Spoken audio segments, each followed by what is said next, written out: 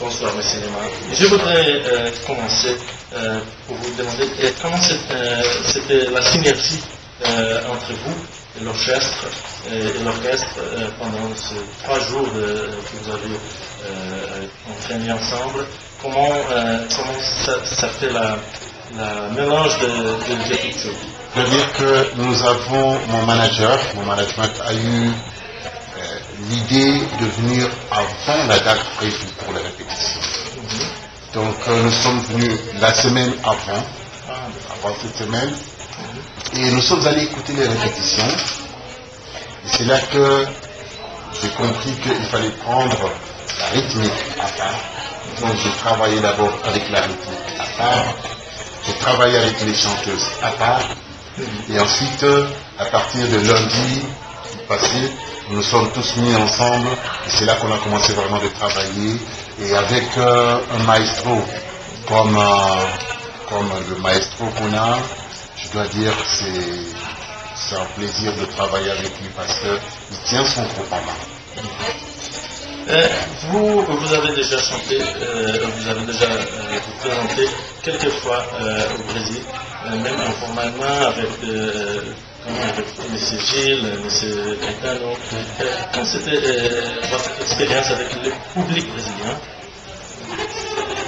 Le public brésilien, c'est un des meilleurs publics après le public africain.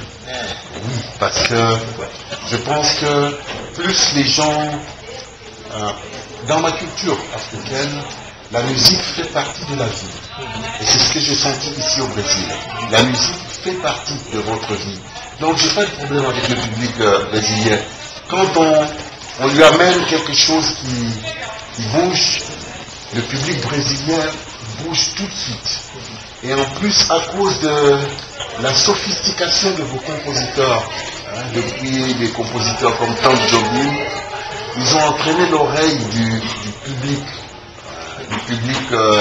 brésilien à plein d'harmonies sophistiquées.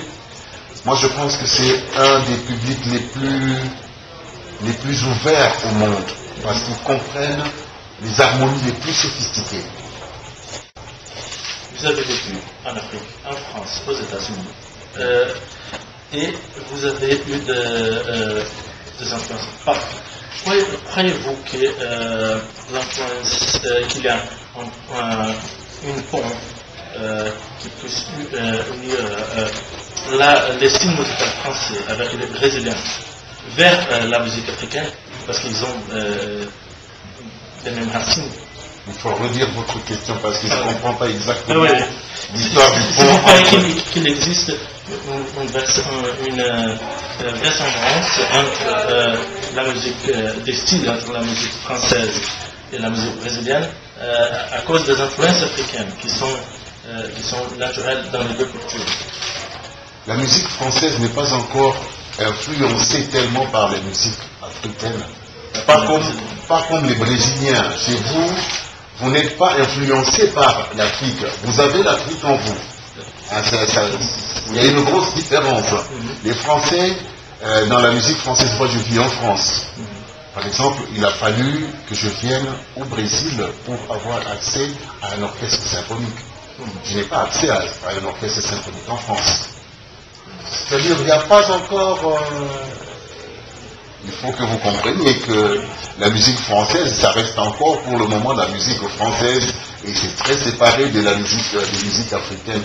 Alors que chez vous, ici, tout est mélangé, et vous avez toutes ces influences déjà en vous, quoi.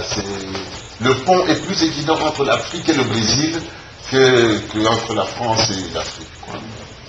Et comment vous sentez avec cette opportunité de chanter avec une orchestre symphonique, même au Brésil, comment vous avez senti cette expérience? C'est un rêve que je nourris depuis très longtemps. J'ai déjà eu des expériences avec des orchestres symphoniques, mais c'était des chansons que j'avais dû composer spécialement pour cet orchestre-là. C'était un orchestre suédois.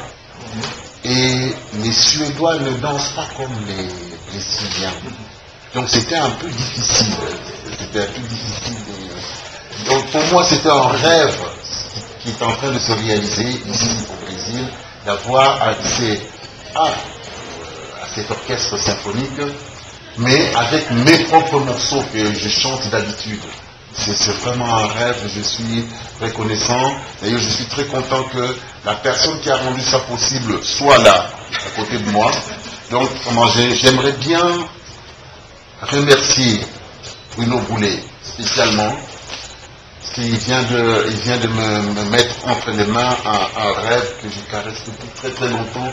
Vous savez, parmi les musiciens africains, j'ai un parcours un peu particulier, vu que j'ai commencé la musique par le classique et le grégorien. Donc je trouve ça merveilleux. On peut attendre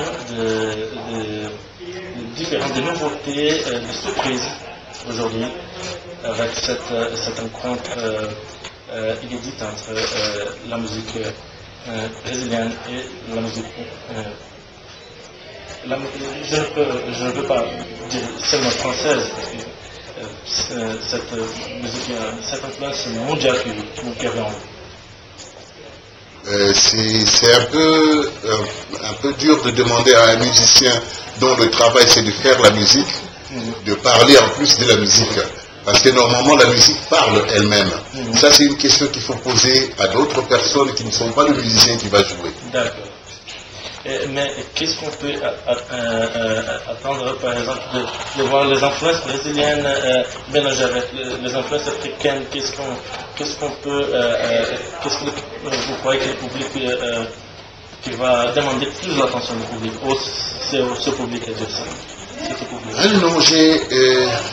Non, dans ma musique, il y a aussi des influences brésiliennes. Hein. Vous allez entendre dans le répertoire. J'ai joué déjà avec plein de musiciens brésiliens. J'avais découvert Tom Jobim quand j'étais encore au Congo. Déjà j'écoutais beaucoup Tom Jobim. Donc j'ai déjà du brésilien en moi. Et quand vous allez écouter le répertoire, vous sentirez que ce monsieur a déjà vécu au Brésil, quelque part, il a déjà visité le Brésil.